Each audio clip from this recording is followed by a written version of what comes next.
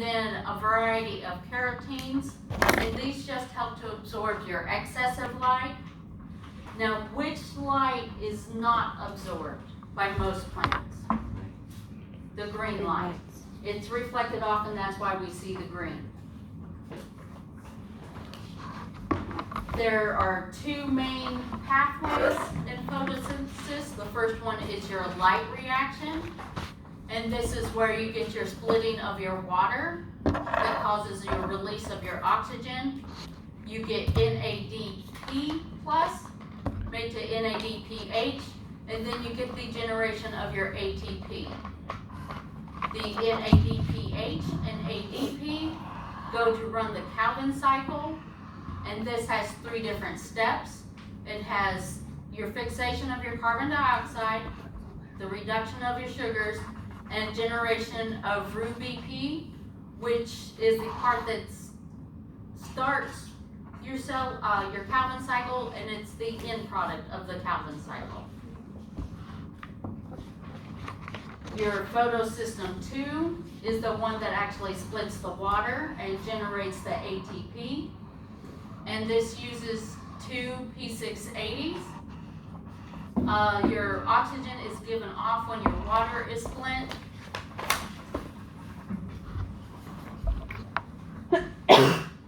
Your photosystem 1 has your P700s, and it's the part that produces your NADPH.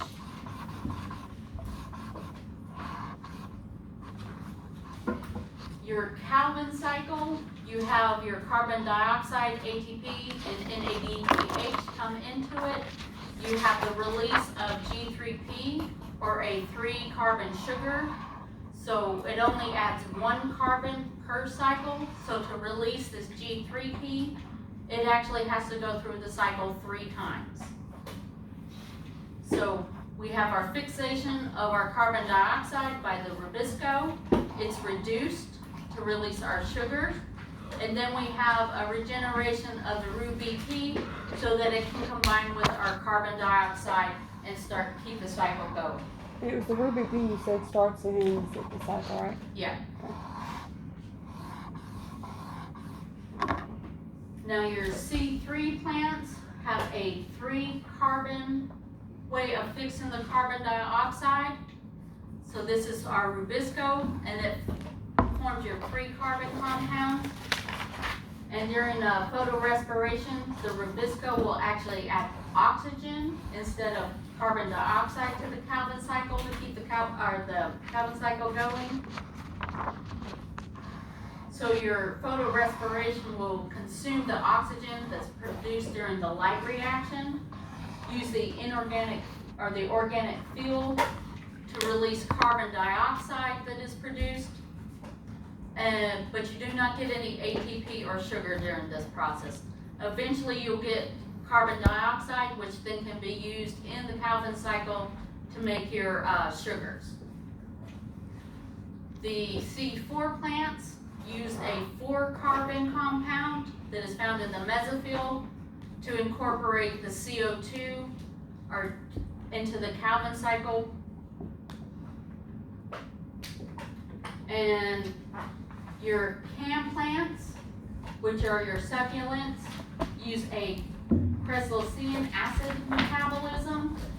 So during the day, when at night their stomas are open, so they can actually incorporate your carbon dioxide into the cell, but they put it into an organic acid. During the day, when the stoma is closed and they don't have resources to get the carbon dioxide, they break down that organic acid and use the carbon to,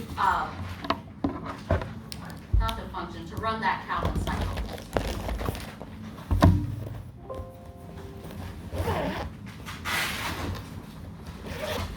And that's the review that I have for today.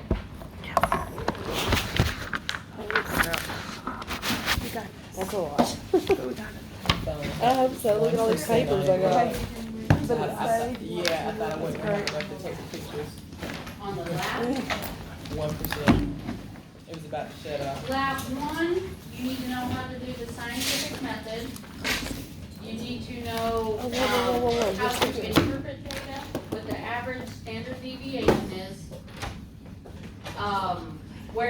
those on a graph. You need to know the difference in your null hypothesis versus your alternative hypothesis. Lab 2 is the metrics. You need to know what symbols are for what, so meters for length, grams for mass, liters for volume. You'll need to know the difference in your prefixes, such as kilo is 1,000, milli is 1,000.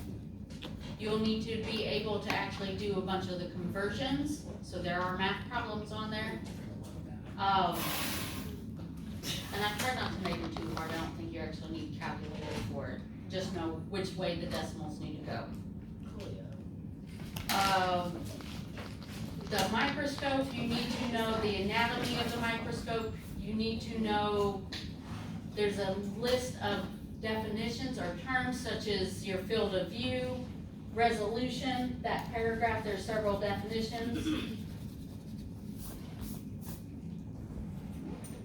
Let's see, the next one I believe is the macromolecules, where you did, you need to know what the carbohydrates, the lipids, the proteins, what makes up your proteins, such as your amino acids.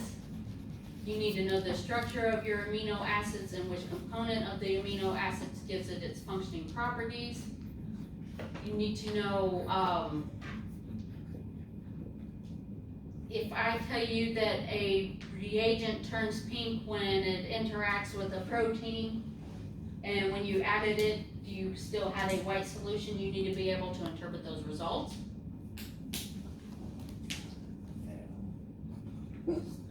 I know you need to know the difference in heterotroph and autotroph, the difference in your prokaryotic cells and your eukaryotic cells. But that'll be like the same as what we knew in here, the prokaryotic, eukaryotic, knowing the difference. Yeah. Yeah, a lot of the definition questions, except for the microscope, are you get in here.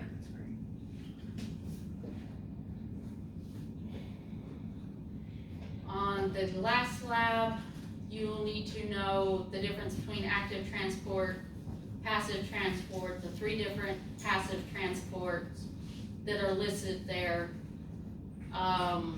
You'll need to know the hypertonic, isotonic, the toxicities, and which cell type, whether it's a plant cell, which solution it likes, and which solution a animal cell likes. Off the top of my head, that's what I can think of. But a lot of it is, will we do in your calculations or interpreting your results? Bless you, Jim.